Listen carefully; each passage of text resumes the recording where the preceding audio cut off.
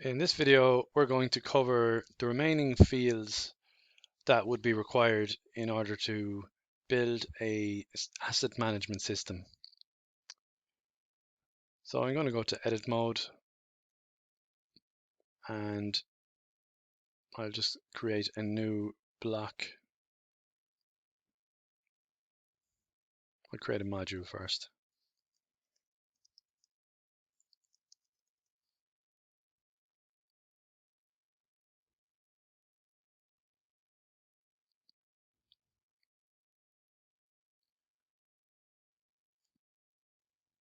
And we just give another section inside the module called main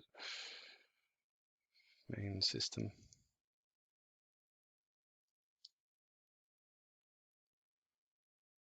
And we're going to create a block called asset list.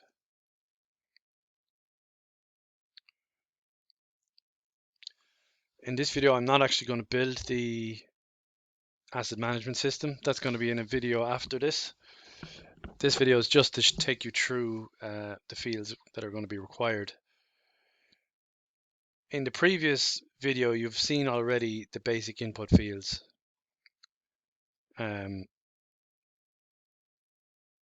So just to quickly look at them again, we're going to add a field. So these basic input fields have already been covered, with the exception of the QR code and Bluetooth, because they're more complex and not required for the asset management system. The remaining fields we're going to look at is firstly the file field. So the file field is upload file. It's a field that allows you to upload files into a block. So when I go to the front end and then I click browse on the field that I've just created, I choose a file and I press submit. That file becomes the value for that record. So in this case, the column upload file has file.pdf to download. So just to make it a bit clearer, I'll just add a text field just so you can see how the columns are being displayed.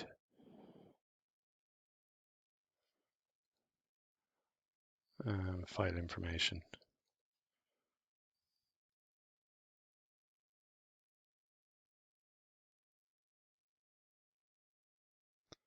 So let's just say info. Well, we'll just say this is a docx file, and then upload file, file.docx, press submit,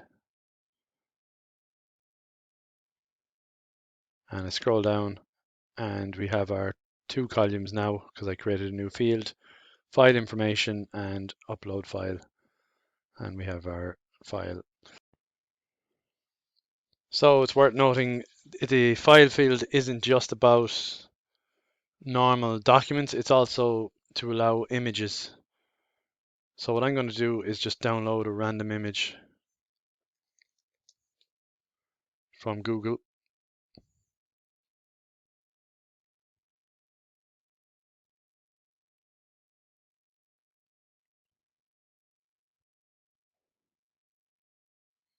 Image example. That's a JPEG image.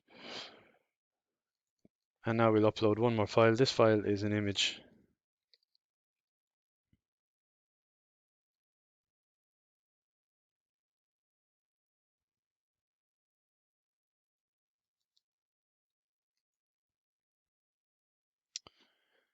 And click upload file.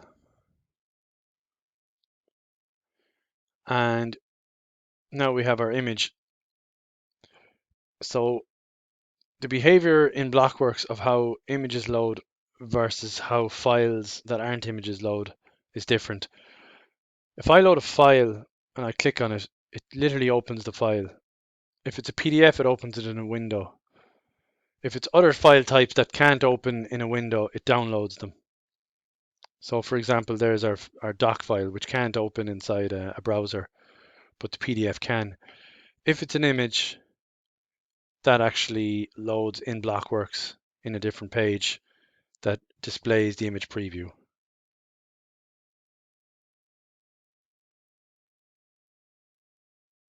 So there's the image. There is another setting in Blocworx which allows you to see the images in the records here. So I'm going to go to edit mode.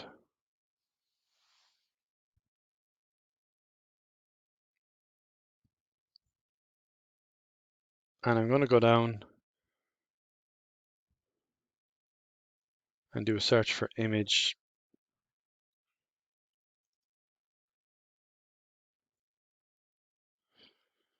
So show previews of uploaded images in data.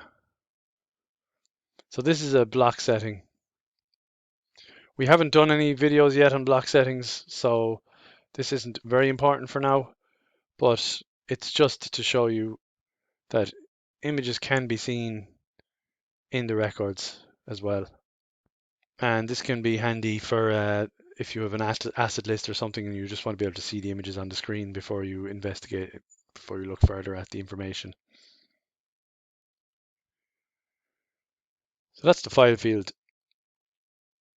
The next field we're going to look at is our auto-generate field.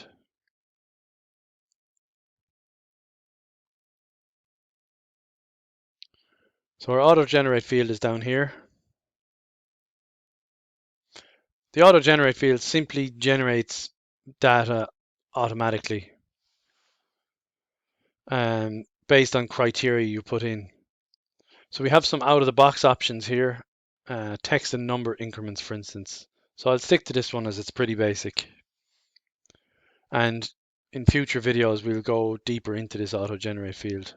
I'm going to say asset number. The length of the digit is the amount of numbers that are in the string. So I'll just put in 5. Starting number is 00001 and text will say is asset number. And I'll press submit. So now when I go to the front end, we can see here that this is auto-generated and the starting number is 1. If I press submit, it goes to 2, 3, and so on and so forth. So that's a handy way to generate your own asset numbers.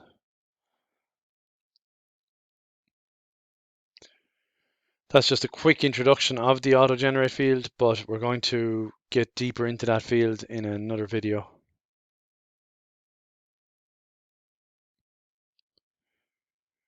There's one more field which we're going to show you, which is the linked data field. The linked data field allows you to put a button on your block that links directly to another block or to a custom URL, but it's mainly designed to link to another block and pass information over to that other block. So in order for us to do that field, I'm going to create one other block first. And we'll just say calibration records.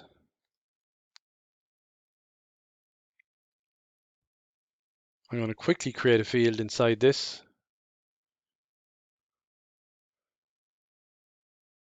Called asset number.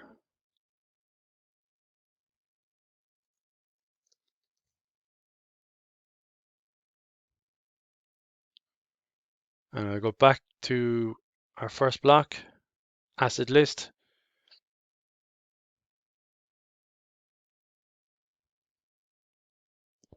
And now I'm going to create a linked data field.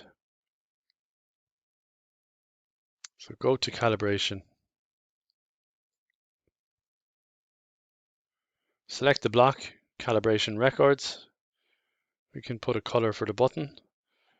We'll just say calibration. And now you can pass data in the URL of what you're going to, when you're linking to another field, to another block, you can pass information over. So I'm going to pass over the asset number and press submit. So now when I go back to the front end, our asset number just got generated. And now if we hover over here and click on this, it passed in the asset number into this calibration record. So now straight away, I already have the information available to me. This is passed in via the URL up here.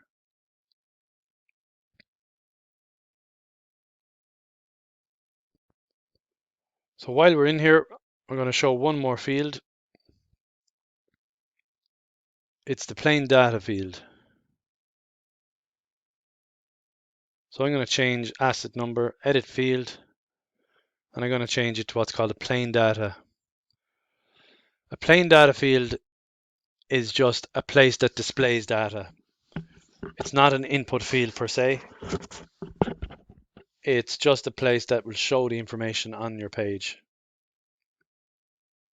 So I'm editing it to a plain data. So now we'll go back again and we'll click on the calibration link. So I'm going to go to asset list.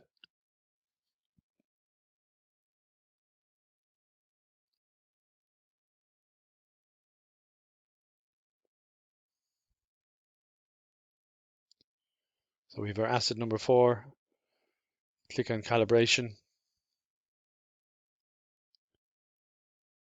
And now this is after displaying the information not in an input field like we had a minute ago, but in our plain data field. So that's a quick summary of some of the fields required for building a basic asset management system. The next video is going to contain some rules that we're going to need. And so there'll be an introduction to rules. And that will allow us to get ourselves set up to build an actual asset management system. Thanks, bye bye.